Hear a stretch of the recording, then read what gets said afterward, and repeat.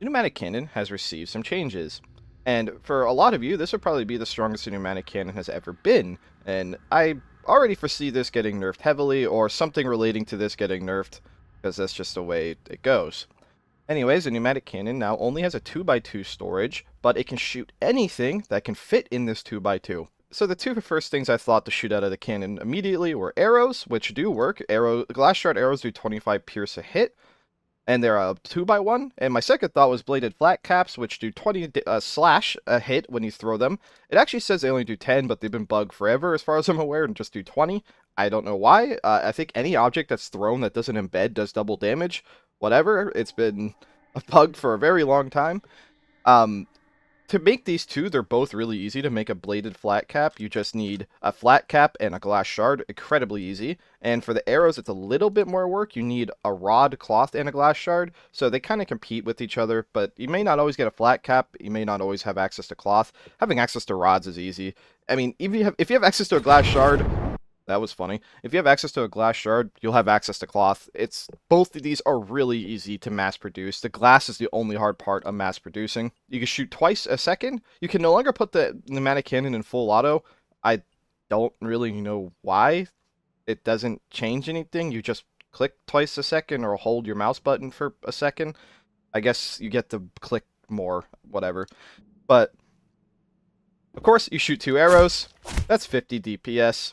And piercing does quite a lot of bleeding. Of course, armor will reduce this, so like you could 4-shot a naked person, but a security officer with a default gear will take like 7 arrows. But of course, this can get very out of hand very quickly. As you can imagine, having just even slightly decent keybinds can make this one of the most deadly weapons in the game without even trying to make a very strong weapon in general. So like I'll just have 2 arrows in my backpack and 2 arrows in the cannon. And with a half-decent keybind, I can't quite maintain 50 DPS because I do have to reload. Anyway, just like, shoot, shoot, backpack, backpack, shoot, shoot. Like, that's an incredibly powerful weapon for a few pieces of steel and some low-voltage cables and some glass. And this isn't even touching how just insanely strong this can get. Of course, I'll just put the bladed flat caps in there just so you can see that they do 20 damage. So shoot them through them, and you can see, you can even hear it hit them twice. And yeah, it did the 40 slash damage, and that does a lot of bleeding. Of course, slash is incredibly brutal. So you could actually argue which of these two by default are more deadly. But arrows get much, much more out of hand very, very quickly. You can, however, actually enhance the DPS of your arrows slightly by using very comically found reagents. You can use a can of 14 Loco to add a tiny bit of poison damage to each arrow, or you can use a welding tank, which does also do a tiny bit of poison damage, but it also increases your flame stack, so if you ever manage to set them on fire, or somebody else sets your enemy on fire, or whatever, it will make them burn more. Both of these are super common. 14 Loco, obviously, you could just carry on you, but you can also just carry a soda can of fuel. These are pretty equal. The fuel tank is probably a little bit better, but 14 Loco, you can just go find at a soda machine. So depending on your circumstance, you may have access to one of these two just a little easier. But anyway, just to show, put 2 units of welding fuel in each one of these arrows and shoot my target, and we'll see that the damage is a little bit better. These arrows do auto-inject because the glass shard arrows hold 2 units of reagents each, and they're basically like hypo syringes or range darts. But the damage isn't... it increases your damage by 3. It's not amazing, but it takes like no effort, so you might as well. Also, on unarmored targets, you can see that they start bleeding out pretty fast and would have to cauterize. So yeah, piercing is a really dangerous damage type, just period. Now we'll move on to the fun stuff. We're going to move on to the stuff that is probably, it's just overpowered. I don't know if there's really a super elaborate way of looking at this one. Water-potassium arrows out of a pneumatic cannon. This one is probably pretty obvious to people. You just put water in one arrow, potassium in another arrow, and of course you can always fill your backpack with even more of these, as many as you can fit. You can fit quite a lot of arrows on you. Also, the pneumatic cannon's only a 4x4, so you can even keep the cannon stowed away with it. Anyways, this is a water-potassium arrow. Water can be attained by anyone. Potassium's sometimes a little harder to get. If you just ask chem for a little bit of potassium, most chemists probably don't really care, because just the idea of giving up potassium is obviously not like self-tagging, it's just potassium. Cargo can also order it. Cargo might even be the easier way of obtaining it because Cargo basically has no obligation to care what the hell you're ordering as long as they can actually order it. But anyways, a Water-potassium arrow does add quite a bit of damage. It will cause a miniature explosion on them. The explosion damage isn't super impressive. It's only 5 blunt piercing heat. There is a slight caveat to this. If you make an explosive arrow, it will somewhat cauterize their wounds ever so slightly, but they will still end up bleeding, and they will still have to cauterize themselves anyway in order to stop bleeding. But its more initial burst damage may have less long-term damage depending on circumstances. We could do much better, much easier. You can order the chemical crates P from Cargo for very cheap. Smashing these boxes open is rather easy, but if you have any form of medical access, you can also just open them. But smashing the crate open is actually pretty easy in general. And inside of this, we have the coveted chlorine and fluorine. There is a PR being opened as I'm making this video to potentially nerf CLF3, but if that nerf goes through, CLF3 would practically be useless in every application.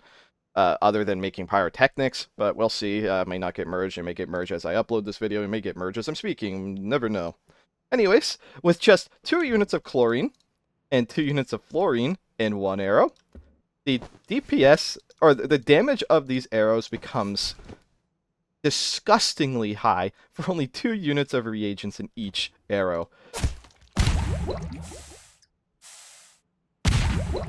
It burns them, it will continuously explode on them, and it's just incredibly deadly. It almost crit them. I'm pretty sure it can actually fully crit them. So it's CLF3, so technically I think I shot them with the fluorine arrow first, so let's actually investigate it if I shoot them with the chlorine arrow first. So we'll put the chlorine in first and then fluorine and see if the result's a little bit different. Oh yeah. Well, I mean, there was some on the ground there.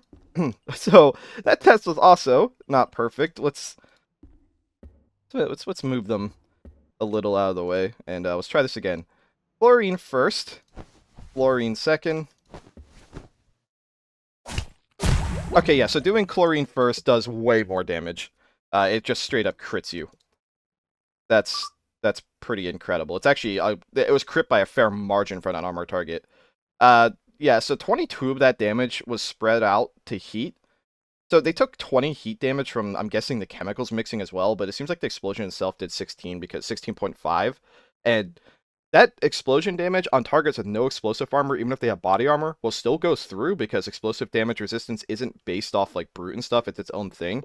So for 2 measly units of a reagent and arrows, you can kill an unarmored you could crit an unarmored target in 1 second if you land both arrows, and of course you can just fill your inventory with more chlorine and fluorine arrows. You could probably kill an entire nuke team if you land your arrows decently. It's of course it's not going to be super easy to land these arrows, but the pneumatic cannon does shoot them at a pretty decent velocity, and Cargo will very happily order these if it's War Ops or something, or you just go to Chemistry. If it's nukies and they're confirmed, go to Chemistry and just ask for chlorine and fluorine in bottles.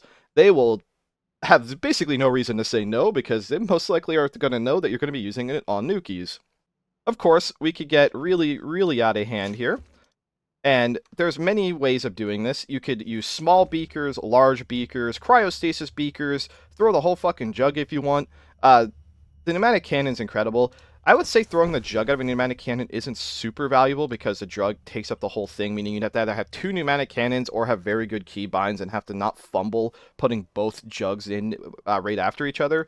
Large beakers is also not amazing for the improvised pneumatic cannon because they both take up 2x2, so like you might as well just shoot the jug at them if you have it. But small beakers can hold 50 units, and a small beaker is only a 1x2, so that is something worth considering.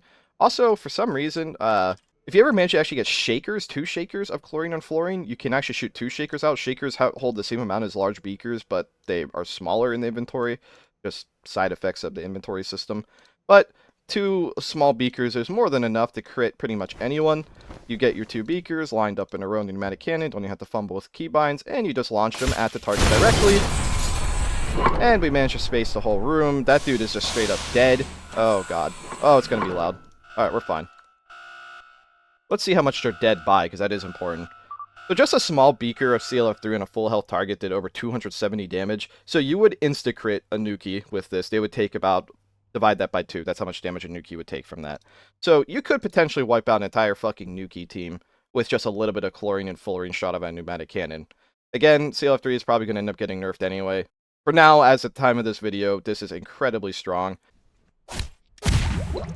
And just to reiterate, I did test this with armor.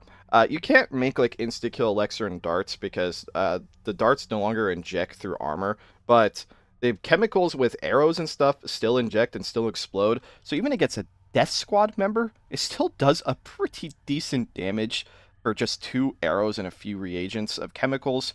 There's certainly other powerful things you could put in a pneumatic cannon for sure. I pretty much share the strongest one in my opinion. I think the CLF3 beakers or CLF3 arrows is just by far the most dangerous thing you could put in here. I mean, even just having a full inventory of arrows with nothing on them in the pneumatic cannon is almost as good as a lot of the guns in the game, and they fly perfectly straight, and arrows are reusable, so it could be considered on par with a lot of guns in the game anyways. But, yeah, other things you could put in a arrow is like things like packs would be good. Chlorohydrate would be good. Even probably not going to make your target fall asleep, but it will slow them. So it's kind of like scuffed tranquilizer shells in a way, but they do a lot of damage. So you'll slow your target and make it easier to hit follow-up arrows.